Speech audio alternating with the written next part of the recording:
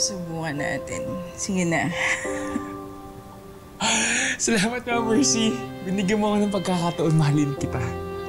Sandali naman, nakakailang naman na ma'am pa rin yung tawag mo sa akin. Mercy,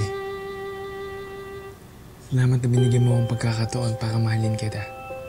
Sobrang saya ko.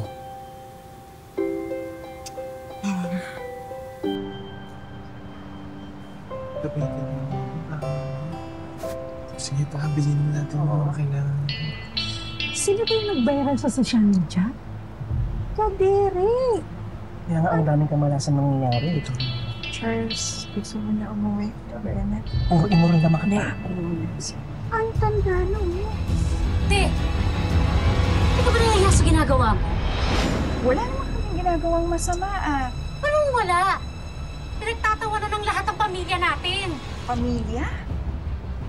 Anong sinasabi mo na pamilya? Eh, hindi ba pinagtabuyan niyo ko? Di ba hinayaan niyo ko na magpalaboy-laboy dyan sa kalsada? Anong pamilya yung sinasabi niyo? Pwede ba hayaan niyo na lang kami? Ang sabihin mo, ginagantihan mo lang kami kaya kumuha ka ng mas bata sa aming mga kapatid mo. Ano, gusto mo pagtawanan kami ng lahat? Oo nga, Chang. Ganyan ka ba ka-desperada? Bastos ka, wala kang gana.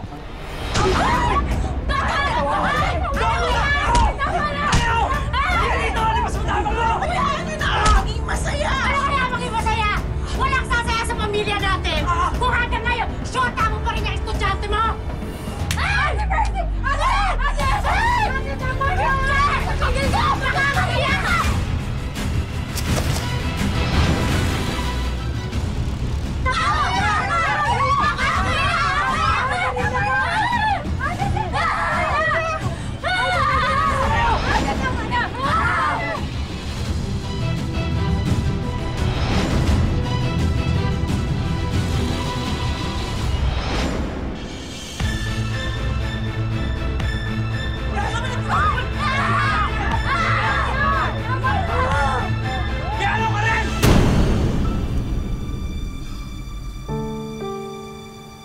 Gusto ko linawin lahat ng issue tungkol sa amin ni Mercy. Oo, dati ko siyang teacher. Pero nagmamahalan kami. Nabibigyan ko siya ng tao. Susurprisahin ko siya. Lakas ng ulan! Wala kaming nilalabag na batas.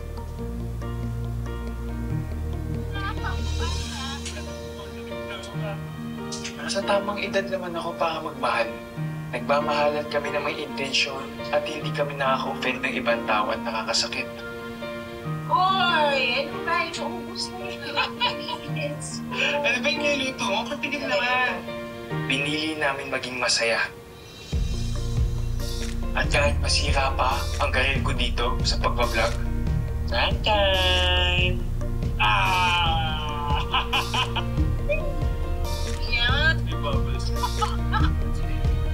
Kasi alam ko, natagpuan ko ang mahal ko at ang nagmamahal sa akin. Basahin mo yung mga comments. Wala ni isa negative. Lahat suportado tayo.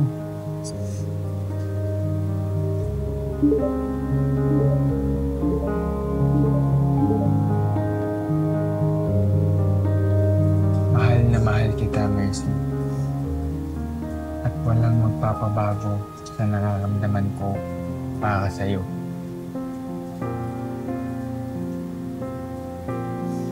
Mahal na mahal din kita, Charles.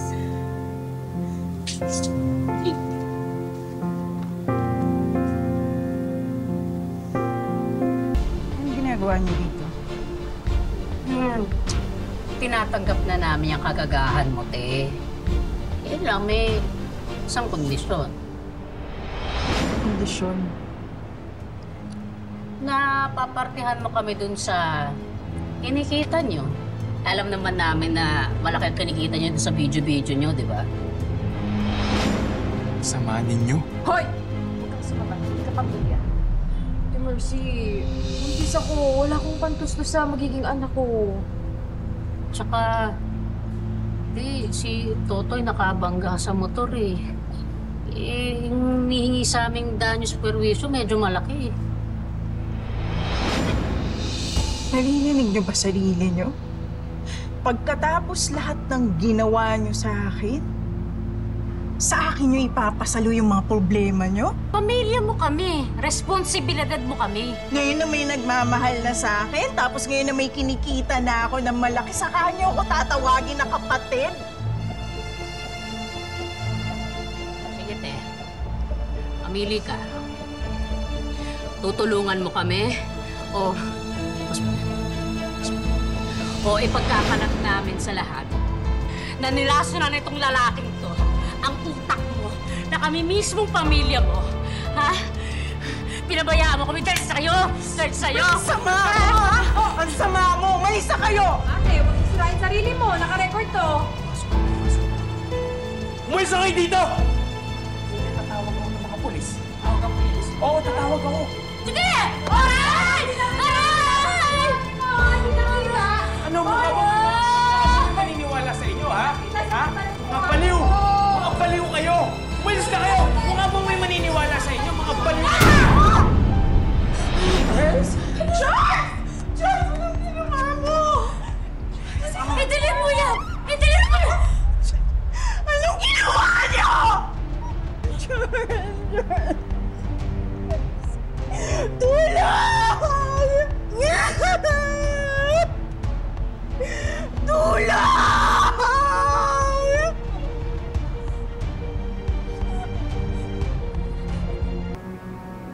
Akala ko, nagkamali na akong ibuhos ang lahat sa aking pamilya. Na nasayang lang ang aking pagmamahal. Pero pagmamahal din ang ibinigay sa akin ng buong-buo ng isang taong tunay akong minahal.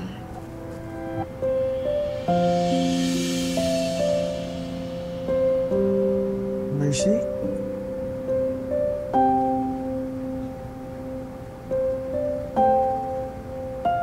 Charles.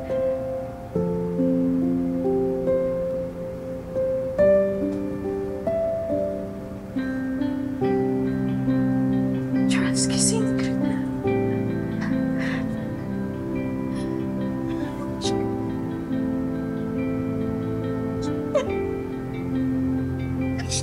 Doc! Nurse! Nurse, gising na po si Charles! Charles! Gising ka na. Gising ka na. Yeah. Mahal na mahal kita. Mahalin kita.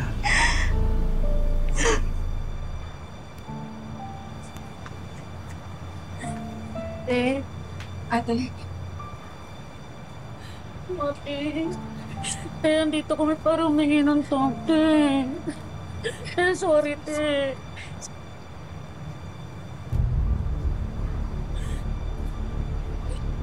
Ate, andito kami para humingi ng tawad. Sorry, te. Ate, inaayos na namin ni Ate Cynthia yung buhay namin. Maniwala ka man o sa hindi. Charles, sorry. Patawarin mo kami. Nandito talaga kami para humingi ng sorry. Sorry ho. Sorry. Te.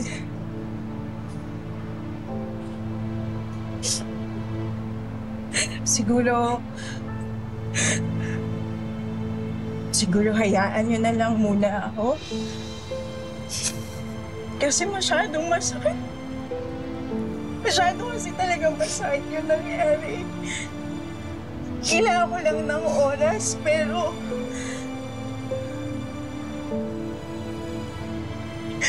tinatanggap ko na nangihingi kayo ng kapatawaran.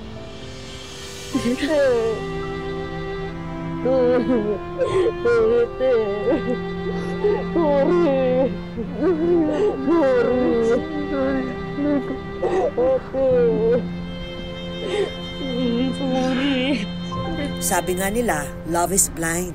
At maraming mga kwento ng pag-ibig ang nagpapatotoo rito na ang tunay na pag-ibig hindi tumitingin sa panlabas na anyo, edad o estado sa buhay.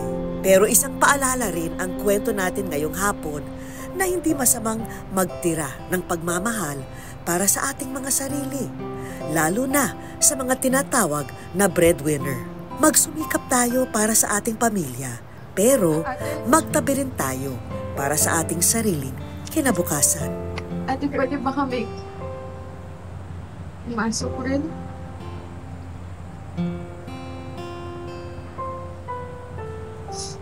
Naman, kasal ko to eh, syempre.